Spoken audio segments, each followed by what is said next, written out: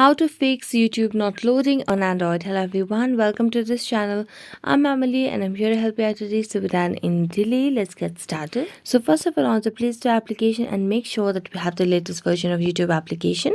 As you can see on the screen, there's an option of update, which means we do not have the latest version and we have an update available. So tap on update and start updating. Now after the app gets updated, what you simply need to do is make a long press on the YouTube application and then tap on app info. Now as you do that, you will be able to see a new page where you can see the option of clear data at the bottom right corner of the screen. So tap on clear data and then clear cache and tap on OK.